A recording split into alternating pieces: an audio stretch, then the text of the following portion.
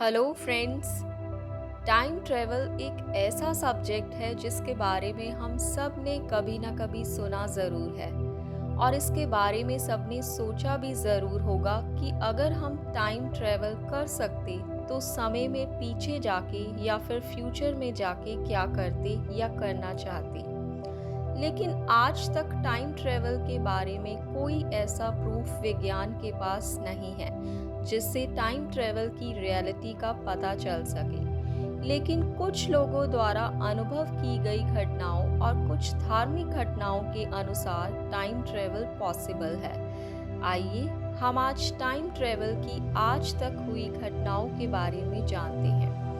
वैसे तो पूरी दुनिया में टाइम ट्रेवल के किस्से सुनने को मिलते हैं, लेकिन हम सबसे पहले भारत में हुई टाइम ट्रेवल की घटनाओं को देखते हैं। भारत में टाइम ट्रेवल के किस्से ज़्यादा इसलिए सामने नहीं आते क्योंकि इन्हें रिपोर्ट ही नहीं किया जाता, लेकिन हमारे वेद पुराणों और ग्रंथों में कहीं कहीं समय यात्रा के किस्से मिलते हैं। भगवत गीता के 8वें अध्याय के 17वें श्लोक में बताया गया है कि ब्रह्मा जी का एक दिन 1000 युगों के बराबर होता है। अगर इसे कैलकुलेट किया जाए तो अर्थ के 4 trillion 32 billion years Brahma ji के एक दिन के बराबर होते हैं। साइंस इसे थ्योरी ऑफ रिलेटिविटी कहती है। इसके अनुसार ब्रह्मा जी किसी ऐसे डायमेंशन में रहते हैं जहाँ का समय हमारी धरती के अनुसार बहुत धीरे बीतता है, या फिर कह सकते हैं कि धरती का समय बहुत तेज बीतता है। इससे संबंधित सतयुग और महाभारत काल की घटना है। उस समय द्वारिका के स्थान पर काकुदमी नाम के एक राजा राज करते थे। राजा के घर अग्निकुंड से एक पुत्री का जन्म होता है जिसका नाम रेवती रखा गया। रेवती जब बड़ी हुई तो वो इतनी सुंदर थी कि धरती की कोई भी स्त्री उसकी सुंदरता का मुकाबला नहीं कर सकती थी। राजा को रेवती की शादी की चिंता होने लगी, लेकिन उनकी नज़र में कोई भी वर रेवती के योग्य नहीं था। राजा काकुदमी रेवती को लेकर ब्रह्मलोक की ओर चल पड़े। उन्हें उम्मीद थी कि ब्रह्मा जी ही अब रेवती के लिए सही वर बताएंगे। जब वो ब्रह्मलोक पहुंचे तो ब्रह्मा जी अपनी सभा में थे। काकुदमी ने सभा के खत्म होने का इंतजार किया। सभा के बाद उन्होंने ब्रह्मा जी को अपने आने का कारण बताया और ब्रह्मा जी को कुछ ऐसे राज्यों के नाम बताए जिनमें से वो रेवती का वर चुनना चाहते थे। तब ब्रह्मा जी ने काकुदमी से कहा कि ब्रह्मलोक में समय की गति अलग है। जितनी देर तुम यहाँ रुके उतनी देर में धरती पर 27 युग बीत चुके हैं और इनमें से अब कोई भी राजा जीवित नहीं है और आपका राज्य भी नष्ट हो चुका है। उस युग से सिर्फ राजा काकुदमी ही बचे हैं। ये सुनकर राजा बहुत दुखी होते हैं। तब ब्रह्मा जी उनसे कहते हैं कि इस समय धरती पर विष्णु जी के अवतार श्री कृष्ण और उनके भाई बलराम मौजूद हैं। आपकी पुत्री के लिए बलराम ही सबसे योग्य वर है। ये सुनकर राजा तुरंत धरती पर वापस आ जाते हैं। वो देखते हैं धरती का जलवायु बिल्कुल बदल चुका है और कुछ भी पहले जैसा नहीं है। यहाँ तक कि जानवर, पशु पक्षी और इंसान सभी का आकार छोटा हो चुका है। राजा सीधे कृष्ण और बलराम के पास पहुँचते हैं और उन्हें सारी घटना के बारे में बताते हैं। लेकिन रेवती सतयुग से थी, जिसके कारण उनका आकार बलराम से काफ़ी बड़ा था।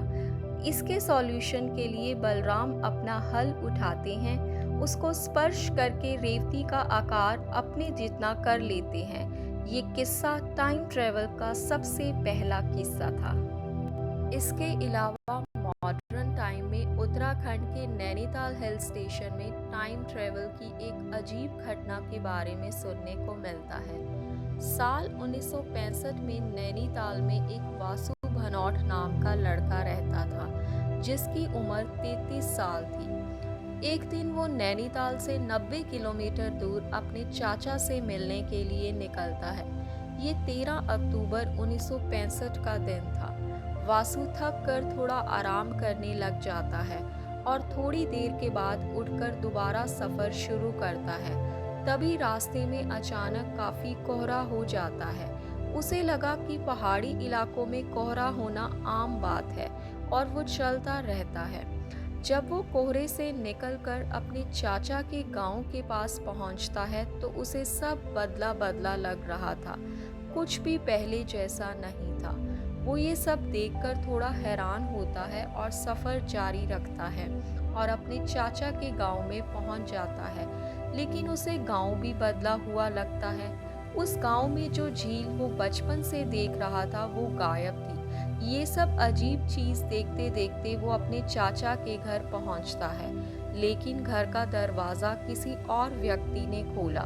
जब उसने अपने चाचा के बारे में पूछा तो उनका कहना था इस नाम का यहाँ कोई व्यक्ति नहीं रहता। जब वासु इसके बारे में गांव वालों से पूछता है तो वो भी उस व्यक्ति की बात का समर्थन करते हैं और बताते हैं कि उसके चाचा की 20 साल पहले एक्सीडेंट में मौत हो चुकी है। ये सुनकर वासु को लगता है कि इन गांव वालों ने उसके चाचा के साथ कुछ गलत किया है और अब झूठ बोल रहे हैं। इसलिए वो नैनीताल वापस जाकर अपने पिता और पुलिस को लेकर वापस आता है। लेकिन अब सब कुछ नॉर्मल था और वो झील भी वहीं पर मौजूद थी और उसके चाचा का परिवार भी उन्हीं के घर में था। गांव वालों को लगा कि वासु ने अपना मानसिक संतुलन खो दिया है, लेकिन वास्तव में वासु 20 साल फ्यूचर की समय यात्रा करके वापस आया था। भारत के अलावा दुनिया में भी कई टाइम ट्रैवल के किस्से सुनने को मिलते हैं। जैसे साल 1950 में न्यूयॉर्क सिटी में टाइम स्क्वायर के पास रोड के बीच एक तेज रोशनी फ्लैश होती है और सभी लोग एकदम से रुककर उस रोशनी को देखने लगते हैं। जब रोशनी कम होती है तो उसमें से एक आदमी निकलता है जिसका नाम रुडोल्फ फेंट्स था और उसका पहनावा बहुत ही पुराने समय का था। इससे पहले कि कोई रुडोल्फ से बात करता और उसके बारे में जानता, एक गाड़ी उसे टक्कर मार देती है और उसकी तभी मौत हो जाती है। उसके बाद जब न्यूयॉर्क पुलिस इस आदमी के बारे में पता करती है तो इन्वेस्टिगेशन में सामने आता है कि रुडोल्फ तो 1876 में ही कहीं गायब हो गया था। अब सोचने वाली बात ये है कि 1876 का आदमी 1950 में कैसे आ सकता है। अगली अजीब कहानी जापान से है।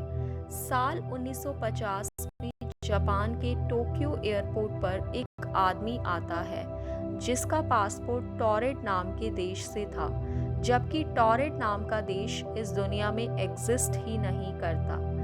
एयरपोर्ट अथॉरिटी के लोग उसे काफ़ी समझाने की कोशिश करते हैं, लेकिन वो आदमी इस बात पर अड़ा रहता है कि वो टॉरेट से ही बिलोंग करता है। उसके बाद और ज़्यादा इन्वेस्टिगेशन करने के लिए उस आदमी को एक होटल में ठहराया जाता है। जब अगली सुबह एयरपोर्ट अथॉरिटी के लोग उससे मिलने उसके रूम में जाते हैं तो वो गायब था और उसका किसी को पता नहीं था कि वो रातों रात गया कहाँ।